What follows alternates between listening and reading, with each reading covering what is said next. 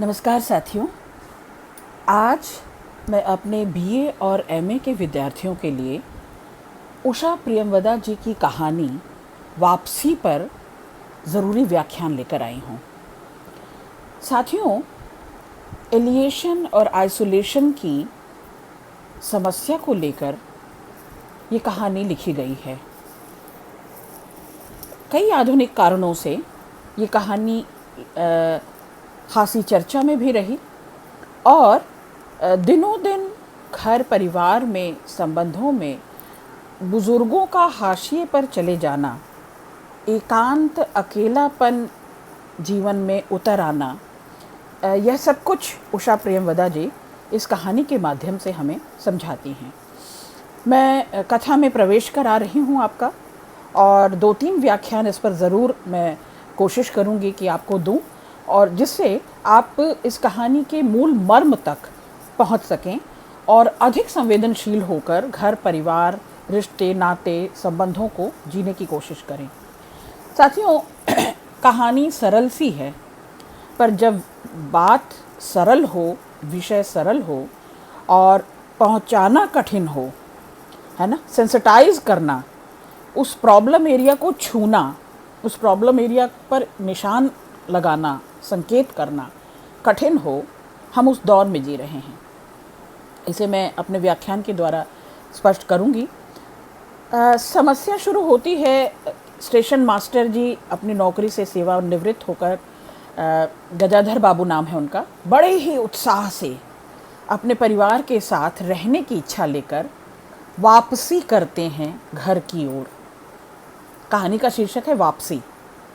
वापसी कर रहे हैं, यानी अपने पेशे से, रोजी रोज़गार से, नौकरी से, स्टेशन मास्टरी की नौकरी से सेवानिवृत्ति के बाद गजाधर बाबू बड़े ही उत्साह के साथ अपने परिवार के साथ जीने के लिए, परिवार के साथ अपने वापस उन सारी संबंधों को जीने के लिए, अपने अतीत को जीने के लिए, अपने वर्तमान को सुखमय बनाने के लिए और भविष्य उनके साथ जोड़ने के लिए वापसी करते हैं, घर की ओर लौटते हैं।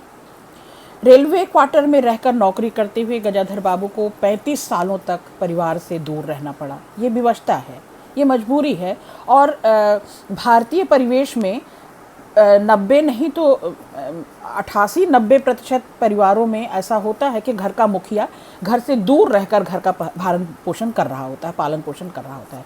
घर की सहूलियतों को, घर की जिम्मेदारियों को, सुरक्षा को, संरक्षण को गजाधर बाबू बहुत बखूबी निभाते हैं। हाँ, लेकिन 35 साल तक अपने परिवार से दूर रहते हैं, और ये विवशता है, ताकि उनका परिवार शहर में बड़ी सुख सुविधा के साथ रहे, सारी सहूलियत उसे मिल सके। ठीक है। अब शहर में रहने से उन्हें किसी भी प्रकार की कमी का बोध नहीं हुआ, क्योंकि वहाँ भी जहाँ वो रह रहे थे अर्दली था, नौकर था, घर की सारी सहूलियत थी, सब कुछ समय पर मिल रहा था उन्हें, और नौकरी पेशे में भी कोई दिक्कत नहीं आ रही थी। तो अभी तक उन्हें किसी भी तरह के अभाव को जीना नहीं पड़ा था। लेकिन लगातार जो एक भाव उनमें नहीं भर रहा था, लगातार एक भाव जो उनके जीवन में, जिस भाव की कमी थी, वो थी अपनों की, अपने संबंधों की, निजी संबंधों की, है ना, पत्नी, बच्चों का संग साथ, उनका सुख, उनका सानिध्य, उनके साथ रहकर जुटकर जो आनंद जीवन का है, वो गजाधर बाबू उससे वंचित थे। साथियों, नौकरी से सेवानिवृत्त होने के बाद उन्होंने सोचा कि अब ज़िंदगी के जो बचे खुचे दिन हैं अपने परिवार वालों के साथ बड़े प्यार और आराम से बिताऊंगा। एक सुंदर और सुखद एहसास और एक सपना, है ना, घर, घर नाम ही है सुरक्षा का, है ना, संरक्षण का, अपनेपन का, भाव का, संवेदन का। तो इस घर नाम की कल्पना से जो सपना संजोए हुए हैं गजाधर बाबू, एक सुंदर सपना, सुखद सपना संजोए हुए हैं, और वो वापसी करते हैं, अपने घर की ओर लौटते हैं। साथियों, एक लंबे अंतराल के बाद पिता गजाधर, पति गजाधर अपने घर की ओर वापसी करते हैं, लौटते हैं, पर वहाँ आकर अतीत बदल चुका है। अतीत हमेशा मोहक होता है, सुखद होता है, आकर्षक होता है, लुभाता है, यादों का ज़रूरी हिस्सा होता है, लेकिन अतीत का वो दृश्य बदल चुका है। क्या कुछ बदल चुका है? दरअसल बदल चुका है कि लोग घर में अब अपनी अपनी दिनचर्या में सिमट चुके हैं। लोगों का अपना एक कंफर्ट जोन बन चुका है जिसमें गजाधर बाबू कहीं नहीं है, मिसफिट हैं। क्योंकि गजाधर बाबू 35 वर्ष तक अगर परिवार के साथ नहीं रहे तो परिवार ने आदत सी बना ली है गजाधर बाबू के बगैर रहने की। अब आप देखें, ठीक है, घर वापसी लौटकर वो पाते हैं कि परिवार के लोग अपने अपने ढंग से जीने के आदी हो गए हैं, अपने अपने ढर्रे और ढंग से जीने के आदी हो गए हैं। और जो घर का बड़ा बेटा है, अमूमन ऐसा देखा जाता है भारतीय परिवारों में, घर का जो बड़ा बेटा है वो अब घर का मालिक मुख्तार बनकर बैठा है। बेटी और बहू अब घर का कोई काम करती नहीं है, उसके लिए नौकर चाकर लगा दिए गए हैं। उन्हें रसोई बनाने को भी कहा जाए तो बहुत बोझ बन जाता है उनके ऊपर, है ना। एक जकड़न बन जाती है, एक जिम्मेदारी बन जाती है।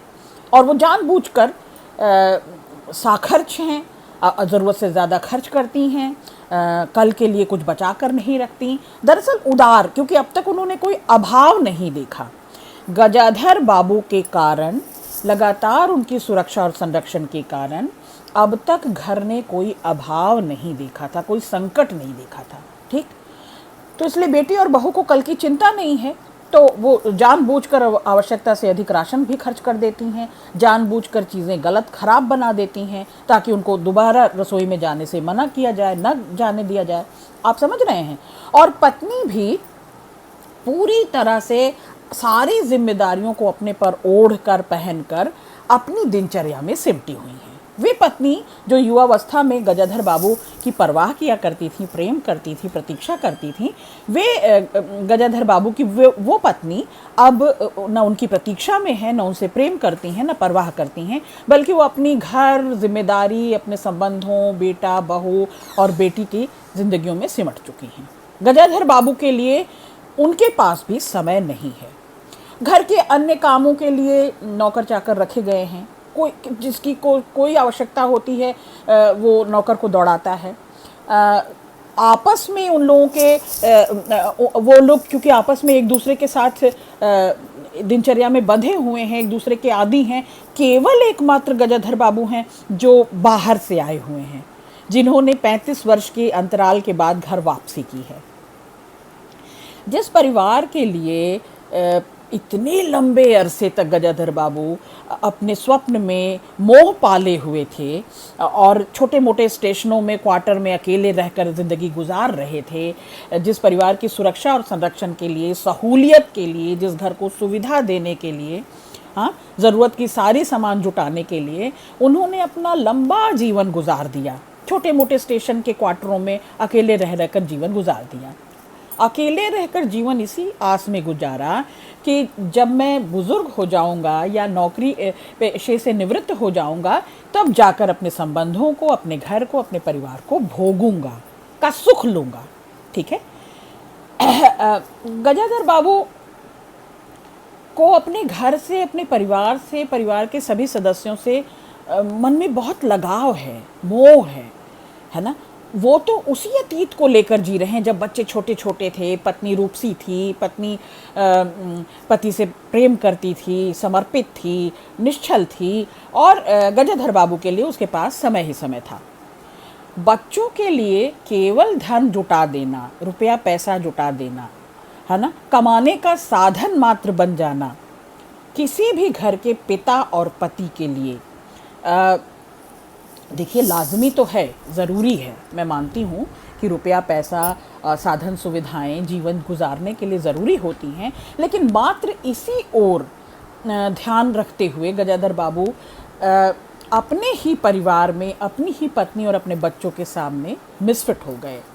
उनकी दिनचर्या में वे शामिल नहीं हैं। तो बच्चों के लिए बाबूजी केवल रुपया पैसा जुटाने के साधन मात्र अगर बन गए, अब उनकी उपस्थिति और उनका हस्तक्षेप, साथियों याद रखिएगा ये दो शब्द बार बार मैं इस हर व्याख्यान में, वापसी कहानी के व्याख्यान में, उपस्थिति और हस्तक्षेप परिवार को गैर मंजूर है, नामंजूर है। पत्नी को भी, उनके बेटों को भी, और बहू और बेटी को तो होगा ही। तो अब गजाधर बाबू का आना, परिवार के साथ मिलकर रहने का सपना, है ना, सुख भोगने का परिवार और संबंधों को, और उनके गैर ज़रूरी कामों में, उनकी लापरवाही में हस्तक्षेप करना या उनकी गलत चीज़ों पर रोक टोक करना परिवार को अब पसंद नहीं है। साथियों, आप देखें कि जैसे उनका होना ही परिवार के अन्य सदस्यों को लग रहा है कि उनकी आज़ादी छिन रही है।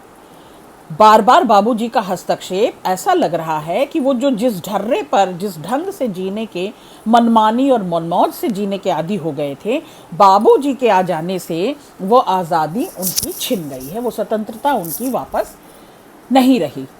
तो आप ये समझने की कोशिश करें कि अपनी ही बेटी जब थोड़ी सी डांट फटकार पर मुंह फुला लेती है और अपने ही पिता से कटकर बचकर निकलने लगती है, तो ऐसे में बहू पर कितना दबाव चलेगा, बहू पर किस तरह का प्रेशर या किस तरह का कंट्रोल चलेगा। ये नियंत्रण जब अपने ही बेटे और अपनी बेटी नहीं बर्दाश्त करते, तो दूसरे घर से आए बेटी कैसे उसे बर्दाश्त करे। और पत्नी अधिक व्यवहारिक हैं। पत्नी उन लोगों के साथ लगातार जुटी रही उस 35 वर्ष के अंतराल में भी जब गजाधर बाबू अपने परिवार से अलग थे। उनकी पत्नी अपने परिवार के साथ जुटी रही और उसी दिनचर्या में, उनकी उस मनमौज में, मनमानी में शामिल रही। उनकी पत्नी उन्हें समझती नहीं है।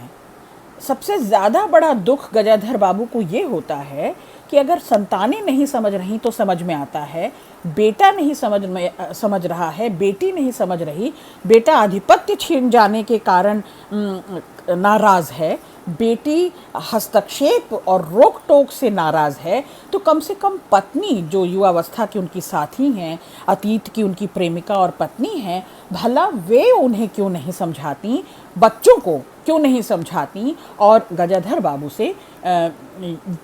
बाबू को बार बार ये सलाह क्यों देती हैं कि बच्चों की ज़िंदगियों से दूर रहो और ये जानबूझ की रोक टोक मत किया करो, इस हस्तक्षेप से परिवार में बिगाड़ होगा, चुप रहकर बैठो।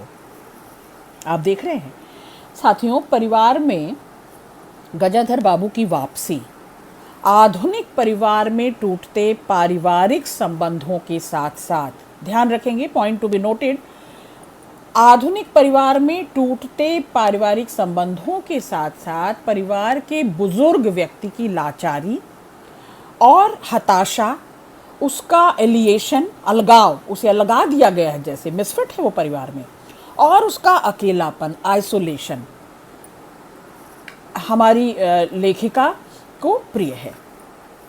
गजाधर बाबू अपने बच्चों के साथ उनके मनोविनोद में, उनके मनोरंजन में, खेलकूद में शरीक होना चाहते हैं। वो चाहते हैं कि वो उन्हें शामिल करें परिवार के सदस्य की तरह, उनके साथ भी वो दोस्ताना रवैया रखें और उनके साथ घुले मिले। लेकिन बच्चे उन्हें देखते ही बेहद गंभीर हो जाते हैं, ऐसे जैसे कुछ अनवेलकम्ड, अनवांटेड सा आ गया हो। देख रहे हैं आप कि उनकी दिनचर्या में कोई ऐसी चीज़ आ गई है, कोई ऐसी गूढ़ गंभीर चीज़ आ गई है जिसे वो पचा नहीं पा रहे। घर के सभी सदस्य गजाधर बाबू के फैसले का भी निरादर कर देते हैं। कुछ समय बाद घर में उनकी उपस्थिति बच्चों को अखरने तक लगती है। कहाँ रहें बाबूजी, उनकी खटिया कहाँ लगाई जाए। बाबूजी का आना जाना, रहना, टोकना, हस्तक्षेप करना, सलाह देना, परामर्श देना या बाबूजी का निर्णय सुनाना परिवार के सदस्यों को, अपने ही परिवार के बच्चों को नामंजूर है। साथियों, घरेलू मामले में उनके किसी भी प्रकार के हस्तक्षेप को उनकी पत्नी तक अस्वीकार करती हैं। बच्चे तो अस्वीकार कर ही रहे हैं, उनके फैसले के विरोध में पत्नी तक शामिल हैं। गजाधर बाबू को यही दुख है और उनके आने के कारण, उनकी वापसी के कारण घर में दरअसल जो युवा पीढ़ी की चाय पार्टियां चला करती थी, रोज़ रोज़ हंसी मजाक, खेल कूद, तमाशे, ताश की पार्टी, इस तरह की चीज़ों में भी अवरोध आ गया है। बैठक ही नहीं हो रही। बैठक में बाबूजी की चारपाई मिसफिट है, इसीलिए उन्हें वहाँ से विस्थापित किया जाता है, बैठक से हटाया जाता है और बाबूजी की चारपाई ले जाकर माँ के कमरे में लगा दी जाती है। दरअसल साथियों, उस उतने बड़े घर में माँ के लिए भी कोई अपना कमरा नहीं है। जहाँ रसोई का सारा सामान है, जहाँ गृहस्थी का सारा सामान है, एक स्टोर रूम जैसा जो माँ का कमरा है, बाबूजी की चारपाई भी वहीं ले जाकर लगा दी जाती है। गजाधर बाबू के लिए सबसे दुखद बात तो यह होती है कि जिस पत्नी का उन्होंने लगातार स्नेह सौहार्द से, है ना, साथ दिया, सहयोग किया गृहस्थी निभाने में, अपनी सारी जिम्मेदारियों को बड़ी निष्ठा से बहुत सक्रिय रहकर बाबूजी ने निभाया। गजाधर बाबू ने अपने नौकरी के समय लगातार ये स्मरण करते रहे, गजाधर बाबू, कि उनकी पत्नी रसोई संभालने में कितना संतोष अनुभव करती हैं, कितनी कुशल गृहस्थिन हैं और अपने पति और अपने बच्चों से कितना प्रेम करती हैं और यही अपने जीवन की सार्थकता समझती हैं। तो गजाधर बाबू को अपनी वो युवा पत्नी रह रह कर बार बार याद आती है, जो गरम रोटी बनाने के लिए इंतज़ार किया करती थी गजाधर बाबू का, और अपने बच्चों को पालने पोसने में और अपने पति को प्रेम करने में करना उसने छोड़ा नहीं था।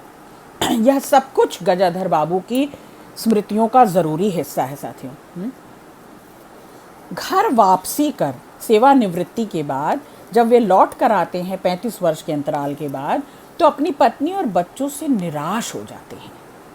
निराश इसीलिए हो जाते हैं कि जो कुछ उन्होंने सोचा था, जो कल्पना की थी और जो कुछ उन्होंने अब तक जो उनकी प्लानिंग थी कि अब घर जाकर अपने संबंधों के साथ, अपने बाल बच्चों के साथ, अपनी पत्नी के साथ अब बचे खुचे दिन, सुख के दिन बिताऊंगा, हंसी खुशी से, खेल तमाशे से उनके साथ रच बस कर बिताऊंगा, वह उम्मीद उनकी पूरी नहीं होती।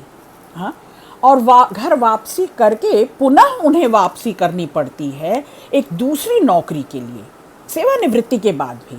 साथियों, ये उषा प्रियमवदा जी बहुत ज़रूरी विषय, बहुत ज़रूरी बिंदु पर संकेत कर रही हैं कि हमारे घरों के बुज़ुर्ग लगातार असहाय, अकेले और अलगाव के शिकार हैं। अब वे वो सम्मान, वो रुतबा, वो प्रतिष्ठा नहीं पा रहे कि वे सलाह दे सके, वे परामर्श दे सके, वो कोई निर्णय ले सके अपने घर के लिए, अपने परिवार के लिए, अपने बच्चों के जीवन में, अपनी पत्नी के जीवन में कोई ज़रूरी हस्तक्षेप कर सकें। उषा प्रियमवदा जी यही विषय, और ये बड़ा ज़रूरी विषय है, इसी बिंदु पर संकेत कर रही हैं। क्या कि दोबारा उन्हें नौकरी की सोचनी पड़ रही है और दोबारा एक वापसी के बाद दूसरी वापसी करनी पड़ रही है, एक नई नौकरी खोज रहे हैं और घर से चले जाने का फैसला ले लेते हैं। समग्रतः साथियों, आप इसे ऐसे समझें कि यह कहानी उषा प्रियमवदा जी की एक आधुनिक युग के वास्तविक परिवेश को, घटनाओं को, परिस्थितियों को उभारती है। वास्तविकता कुछ इस हद तक है कि आधुनिक पीढ़ी लगातार अपने परिवार में, अपने माता पिता पारंपरिक मूल्यों में जीते हुए जो अपनी परंपरा से प्रेम करते हैं, अपनी सभ्यता से प्रेम करते हैं, जीवन मूल्यों से प्रेम करते हैं, ऐसे माता पिता के लिए अब घर में स्थान नहीं है। माँ चूँकि पूरी तरह से अपनी भूमिका निभा रही है, घर से जुड़ी हुई है, घर में उसकी भी कोई बहुत प्रतिष्ठा नहीं है, लेकिन घर में वो हर चीज़ का सहेज संभाल कर रही है, तो माँ तो वहाँ जुटी हुई है, पर पिता के लिए जैसे अब उस परिवार में कोई स्थान नहीं रहा। आप समझ रहे हैं? तो वह पत्नी, वह बच्चों को लेकर जीवन भर धनोपार्जन, यानी धन जुटाना, घर परिवार के लिए सुख सुविधा जुटाना, सहूलियत जुटाना, घर की सुरक्षा और संरक्षण में ही अपने जीवन को स्वाहा कर देता है। पत्नी भी जिस व्यक्ति के अस्तित्व से पत्नी अपने मांग में सिंदूर डालती है, हाँ, जिसके प्रेम से और जिसके सहयोग से अपनी गृहस्थी कुशलता से चला रही होती है, वह भी दरअसल अपने बच्चों का संग साथ सबसे पहले देती है, बच्चों की पक्षधर पहले हो जाती है। उसके सामने अगर दोनों में से चुनाव करना पड़ता है तो पहले वह घर चुन लेती है, पहले वह अपने बच्चों को चुन लेती है और पति को फिर वहाँ पर भी अलगाव और अकेलापन दे देती है। आप देख रहे हैं, क्योंकि माँ के लिए भी 2 वक्त भोजन की थाली पति के सामने रख देना, यही जैसे उसके कर्तव्य की तीसरी है।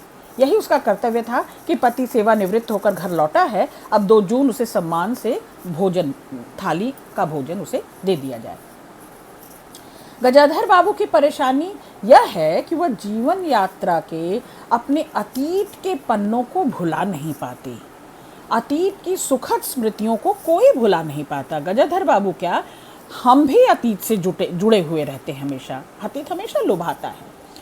अपने घर परिवार की जो कल्पना, जो बिंब, जो स्मृति उन्होंने रखी थी कि बच्चे प्रतीक्षा में आकुल व्याकुल होंगे, पत्नी बार बार दरवाजे पे आकर देख रही होगी गजाधर बाबू आए कि नहीं आए, पत्नी उसी प्रेम के साथ, उसी सौहार्द के साथ, है ना, पति के लिए प्रेम उड़ेलने के लिए तत्पर होगी, बेचैन होगी, और जैसे युवावस्था में प्रतीक्षा किया करती थी कि गर्म भोजन परोसा जाए, गर्म रोटी परोसा जाए, उसी प्रेम में अभी तक गजाधर बाबू उससे निकले नहीं हैं, उसी में डूबे हुए हैं। इसीलिए त्रासदी है। ध्यान रखिएगा साथियों, जब मोह भंग होता है, जब स्वप्न भंग होता है, तो वही मध्यम वर्गीय परिवार की त्रासदी बन जाती है, जिसे आप ट्रेजेडी कहते हैं। यही है मूल्यों का विघटन, यही है वर्तमान युग में बिखरता मध्यम वर्गीय परिवार। और इसी ओर संकेत कर रही हैं उषा प्रियमवदा, एक नए बिंदु को, जरूरी बिंदु को लेकर आती हैं कि इस घर को जिन्होंने सुरक्षा दी, संरक्षण दिया, अपना पूरा जीवन ही लगा दिया, जिस घर को खड़ा करने के लिए, जिस घर को मजबूती देने के लिए, है ना, साथ संभाल के लिए, दरअसल वही बुजुर्ग लगातार अलगाव, असहायता और अकेलेपन के शिकार हो रहे हैं। उषा प्रियमवदा की ही कहानी वापसी पर मैं दूसरा व्याख्यान जल्दी ही लेकर आऊँगी। शुक्रिया।